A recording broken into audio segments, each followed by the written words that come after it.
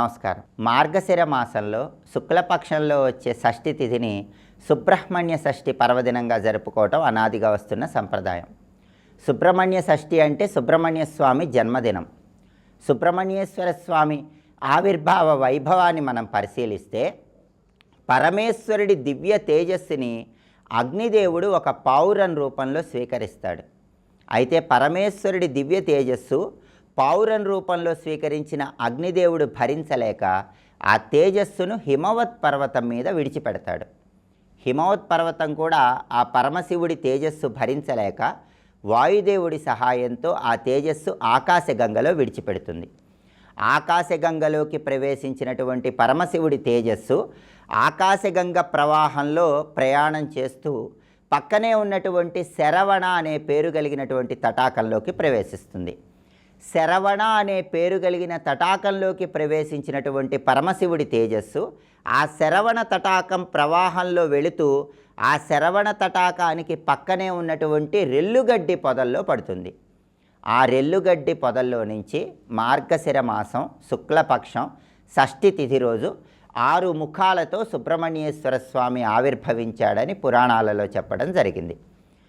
పరమేశ్వరుడి తేజస్సు రెల్లుగడ్డి పొదలలో పడినప్పుడు ఆ రెల్లుగడ్డి పొదల వల్ల పరమశివుడి తేజస్సు 6 భాగాలుగా చీలిపోయింది.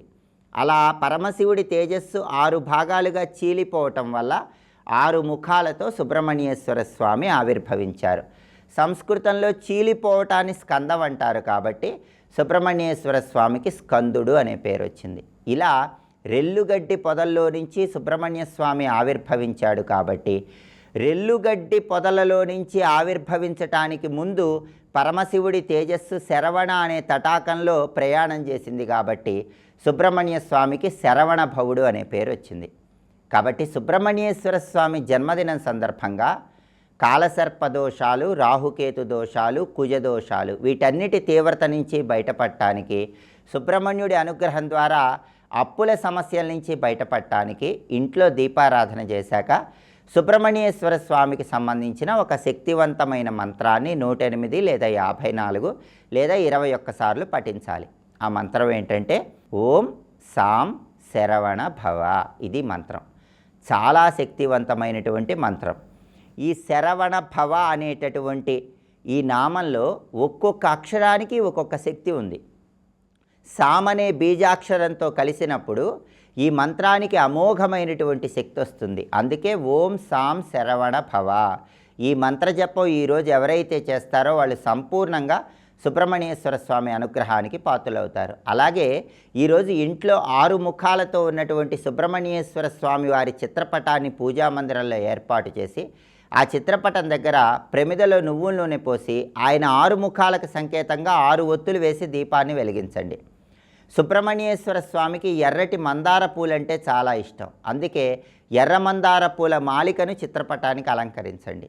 ఎర్ర మందార పూలు లభించకపోతే ఎర్ర గులాబీ పూలతో కుంకుమ కలిపిన అక్షింతలతో కూడా పూజ చేసుకోవచ్చు. పూజ చేసుకునేటప్పుడు ఈ మంత్రం చదువుకోండి. కర్పూర హారతి ఇచ్చి సుబ్రహ్మణ్యేశ్వర స్వామికి వడపప్పు, పానకము, కందిపప్పుతో తయారు చేయబడిన పదార్థాలు నైవేద్యంగా సమర్పించండి.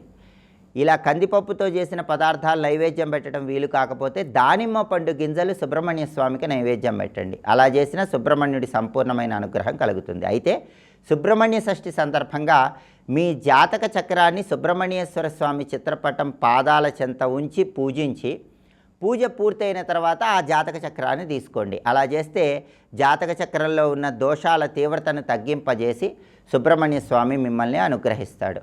అలాగే దేవాలయంలో కూడా సుబ్రహ్మణ్యేశ్వర స్వామికి సుబ్రహ్మణ్య షష్ఠి సందర్భంగా పంచామృతాలతో అభిషేకం చేయించుకుంటే ఉత్తమ ఫలితాలు కలుగుతాయి. బాగా అప్పులు ఎక్కువగా ఉన్నవాళ్ళు, ఒక అప్పు తర్వాత ఇంకొక అప్పు చేయాల్సిన పరిస్థితి వస్తున్న వాళ్ళు సుబ్రహ్మణ్య షష్ఠి సందర్భంగా దేవాలయంలో సుబ్రహ్మణ్య స్వామికి బియ్యపిండితో అభిషేకం చేయించుకోండి. బియ్యపిండితో సుబ్రహ్మణ్యుడికి అభిషేకం చేయించుకుంటే తొందరలోనే తీవ్రమైన రుణ బాధల నుంచి బయటపడవచ్చు.